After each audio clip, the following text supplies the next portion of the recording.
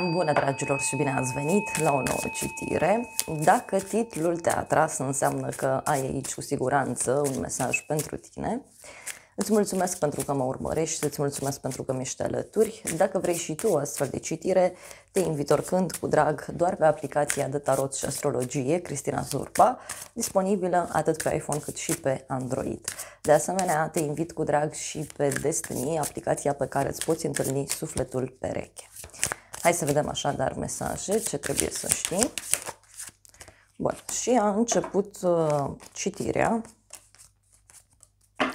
La baza pachetului avem așa, cumpătarea și moartea. Da? Poate să fie, uite, și spânzuratul. Deci un moment aici în care tu ai ieșit dintr-o perioadă de sacrificiu, e un moment în care poate ai hotărât să dai la spate ceva ce nu îți mai folosește, ceva ce nu mai este pentru sufletul tău. Și mai văd aici foarte clar faptul că te afli într-o perioadă de schimbare și de vindecare. Uite, cumpătarea mi-arată că e o perioadă în care fie reușești să îți acorzi suficientă atenție, suficientă iubire, că și cum reușești aici să găsești un echilibru în viața ta între minte și inimă, da? Între viața profesională și viața privată. Este clar aici un moment de vindecare, de liniște care apare pentru tine. În plan personal avem 5-ul de bâte, da? Deci e o agitație foarte mare aici, poate să fie și că te gândești la cineva și ești agitat sau agitată. Pentru alții putem să discutăm și despre faptul că în relația de cuplu lucrurile pot fi ușor complicate, agitate. Și tot 5-ul ăsta de bâte poate să reprezinte și o persoană care este cumva mai geloasă din fire. Da? Pentru unii pur și simplu simțiți aici ca o neliniște. Apoi avem faetonul frumos, o legătură cu zodia Rac, o victorie pentru tine, o bucurie, de asemenea poate să fie și un drum pe care îl faci în interes personal sau cineva care vine către tine. E un moment aici în care, uite, această ambiție, această agitație care se petrece, pur și simplu te invită să acționezi, da? E ca și cum îți dă foarte multă putere, e ca și cum îți dă foarte multă energie. Bun, dar văd aici și pe cineva care e gata așa să pornească la război. Hai să vedem 5-ul de bâte ce spune. Împărăteasa, o legătură cu zodia Taur, zodia Balanță. Pentru unii poate agitația ține de o femeie importantă din viața voastră, fie este o prietenă, fie este cineva din familie, dar dacă ești femeie, e posibil ca această agitație să aibă legătură cu foarte multe griji pe care le ai pe cap. Da? Poate să fie și asta.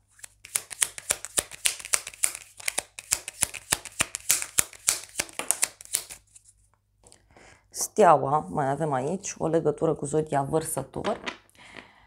Ce mai văd? Poate să fie vorba, bineînțeles, și despre un adevăr. Da? Poate să fie și faptul că ai niște speranțe foarte mari în legătură cu cineva anume. Poate unii dintre voi pur și simplu aveți niște speranțe foarte mari, chiar legate de ideea aceasta de dragoste. Da? E ca și cum, nu știu, ești într-un moment în care începi să vezi lucrurile mai clar, poate chiar într-o relație. Faetonul ăsta a venit cu magicianul și cu 8-ul de cupe. Ei, cineva aici, uite, se pregătește să se mute, să plece. Cineva aici, uite, se pregătește foarte curând, fie să vină către tine și să dea ceva la spate, fie are legătură cu faptul că tu te hotărăști aici, într-un moment de lumină, da? Într-un moment de inspirație, te hotără și zici, uite, gata, plec și las deoparte toată manipularea asta și toată situația aceasta încurcată. Uite, avem regina de spade, deci o decizie foarte clarificatoare și avem și un rege de monede. Mai vreau un mesaj. Asul de monede, da? Uite, o oportunitate care ți se oferă, o șansă care apare. Posibil un nou început pentru sufletul tău. Mai vreau un mesaj.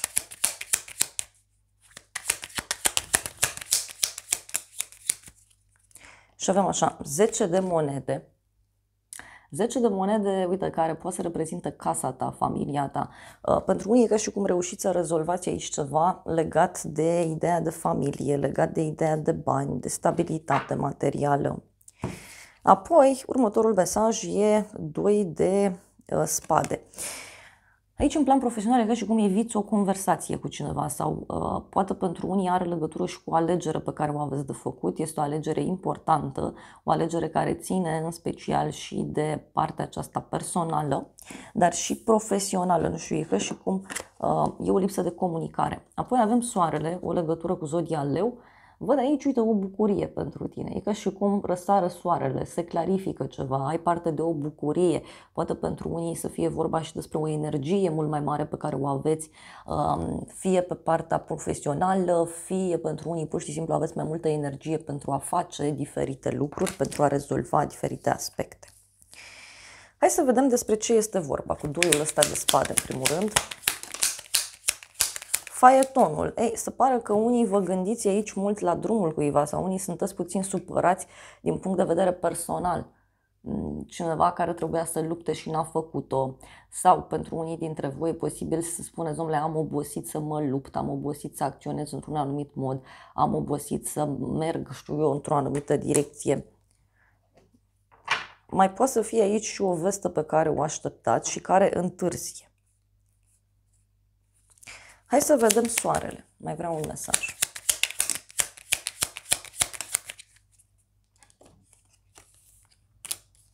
Ermitul 2 de spade, o legătură cu zodia Fecioară. Fie aici ai o discuție importantă cu o persoană suspusă, este vorba despre o persoană înțeleaptă, sigură pe ea, este vorba despre o persoană care știe foarte bine ce își dorește și care, bineînțeles, uite, poate avea foarte mari șanse să-ți lumineze viața, să-ți lumineze calea. 3 de monede. Da? Uite, poate să fie o bucurie mică aici, fie legată de studii, fie legată de ideea de cursuri, fie pentru unii dintre voi poate să fie și o bucurie mică pe care o aveți legată de sufletul vostru. 9 de cupe și îndrăgostiți, da? O legătură cu zodia Gemeni. E ca și cum ai parte aici de o împlinire foarte mare, da? Fie o pasiune pe care o ai și vrei să o pui în practică și acolo lucrurile se leagă.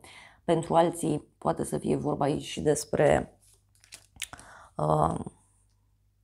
o invitație foarte frumoasă care apare din punct de vedere profesional, dar pentru unii cred eu că are legătură și cu dragoste. Alții poate aflați de cineva din jurul vostru, un cuplu foarte apropiat, care trece prin niște momente așa de schimbare.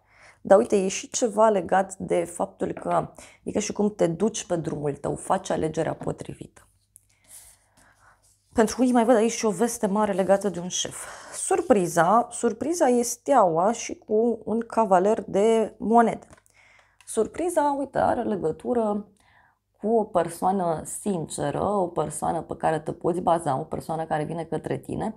Mai poate să fie și o propunere din punct de vedere profesional sau pentru alții poate să fie și o veste pe care o primiți privind banii. Poate să fie și asta. Mai văd aici un prieten bun, un prieten nou care poate să apară în viața voastră.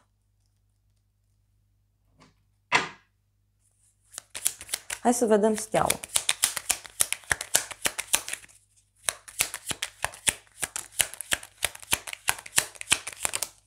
Și avem așa. Temperanța, regele de spade, o legătură cu zodia Săgetător. Mai avem aici o legătură cu alte zodii de aer, Gemeni, Balanță, Vărsător. Surpriza aici poate avea legătură și cu acest om care e foarte calculat, da? E un bărbat care are totul foarte bine pus la punct. Este o persoană fie care poartă uniformă, fie este o persoană foarte rațională, care fie lucrează cu mintea, cu actele. Sau aici m-aș mai gândi la cineva care pur și simplu găsește o soluție absolut genială la ceva ce tu ai de realizat. Hai să vedem cavalerul de monede. Și avem așa, 5-ul de bâte. Da, deci omul ăsta e hotărât aici, da? Să-și găsească liniștea. Mai poate să fie și că această persoană e agitată aici și vrea să-ți ofere ceva. Dar mai poate să fie, uite, vorba și despre o persoană încăpățânată, da? Surpriză. Cineva care e încăpățânat și zice, uite, nu fac așa, fac invers. Cavalerul ăsta de monede are în minte o colaborare, o relație, doar că nu este o persoană sinceră sau nu este o persoană de bază, da? Pentru că persoana asta pare oarecum de bază, însă în același timp e cineva care are niște probleme aici, da? Fie legate de o relație, fie persoana aceasta are niște probleme legate de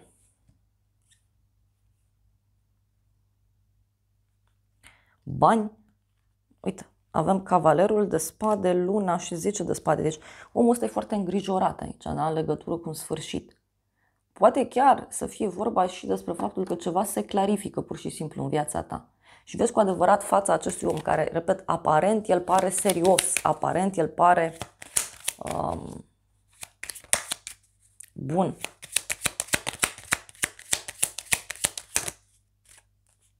Nebunul, da? Deci cineva care reacționează aici într-un mod total nebunesc.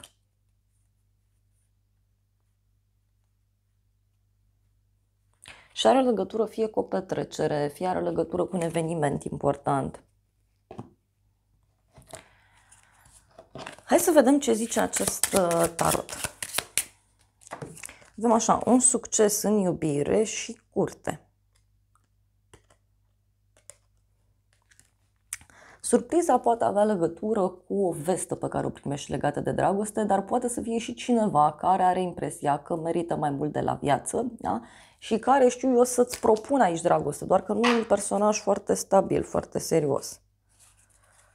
Mai vreau un mesaj. Oh, avem o carte a căsătoriei și o persoană falsă. Deci, surpriza aici, uite, are legătură cu cineva care e fals în legătură cu ideea de relație, de căsătorie, cineva care minte.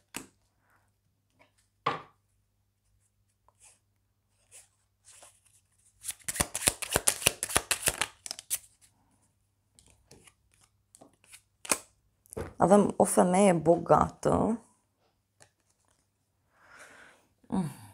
Poate aici trebuie să fiți atenți în legătură cu cineva care poate avea un interes financiar.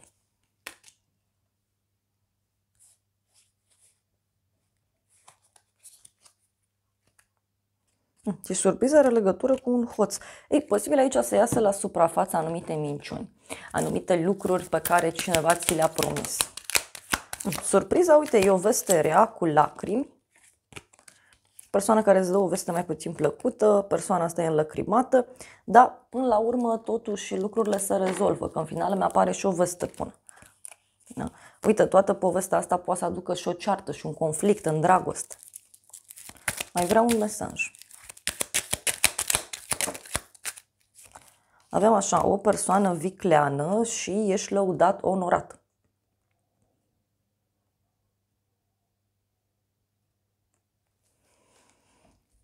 E o persoană vicleană aici, da? Care știe foarte bine ce își dorește. E o persoană vicleană care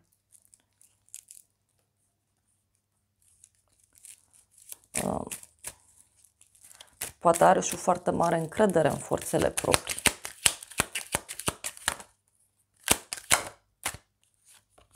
Cineva, uite, care își schimbă atitudinea la 180 de grade. Hopa. Unii parcă aveți aici de a face cu cineva care e instabil din punct de vedere psihic. Da? Sau emoțional, nu știu, da? Sună urât.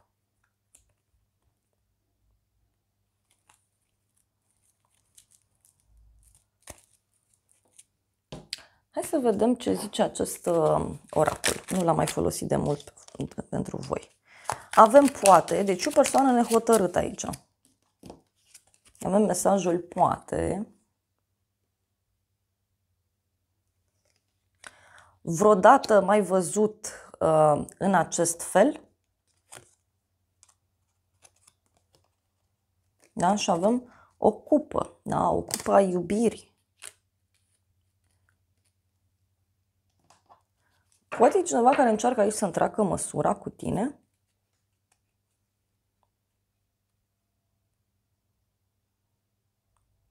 Aș fi făcut orice pentru tine sau aș face orice pentru tine. Sunt îndrăgostit de tine. Te rog, dă-mi timp. Niciodată nu m-am simțit așa înainte. Deci, dragilor, aici poate pentru unii dintre voi să fie vorba despre un personaj care vă declară dragostea sau care vă spune ce simte. Ideea este că omul ăsta e puțin ciudat.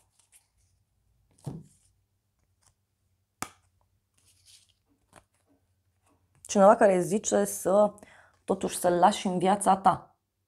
Cineva care își dorește mult, da, să apară în viața ta. Posibil e să rămână surprinși de cineva. Și că tu ești foarte frumoasă, de ce ai nevoie de mine? Deci cineva care vine așa cu niște vorbe, că iubirea e răspunsul. Tu mă faci să vreau să fac lucruri rele. Deci nu știu, e cineva aici care o ia razna. Mai rănit, dar este ok, cred. Și aici e un personaj, am zis, tare ciudat. Poate să fie și o persoană ușor frustrată. Hai să vedem ce zice oracolul astrologic.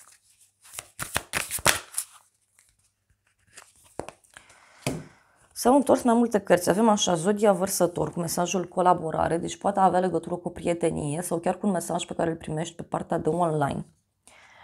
Avem planeta Pluto, da? Renaștere, Zodia Scorpion, avem aici. Deci e vorba despre o transformare foarte puternică a unei prietenii sau unei situații, iar apoi avem nodul nord, viitor. Și e o propunere aici, poate chiar de viitor pentru tine. Deci o propunere importantă, poate chiar de viitor. Și apoi avem retrograd, Uranus, nu știu, cineva care repetă niște situații, da? Cineva care a mai făcut lucrul ăsta, da? Și acum îl repetă, doar că simt eu că e la nivel mai mare. Poate să fie și o situație în care tu ai mai fost și acum la fel se repetă.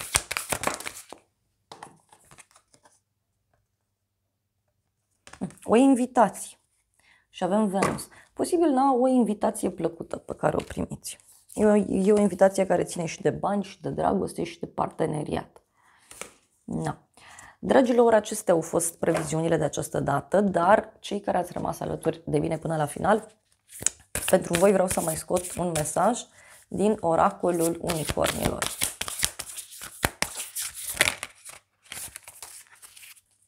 Wow! Avem pasiune, da? Deci cineva care e foarte pasional aici, cineva care e foarte energic, cineva care se grăbește, cineva care trăiește intens, iubește intens și avem parteneriat. Poate e cineva căruia pur și simplu îi place așa să trăiască la plus infinit în relațiile sale, poate e o persoană mai aventurieră din fire, dar în același timp m-aș gândi eu că e cineva foarte încântat, fie de o colaborare, fie cineva care vrea să întreacă limita prieteniei. Și avem intenție, deci intențiile acestei persoane te vor mira. Da. Dragilor, acestea au fost previziunile de această dată. Eu vă mulțumesc pentru prezență, vă îmbrățișez cu drag, sper din suflet să vă fie de folos informațiile și să ne revedem cu bine și data viitoare. Eu vă doresc să aveți parte de o zi sau de o seară cât mai frumoasă.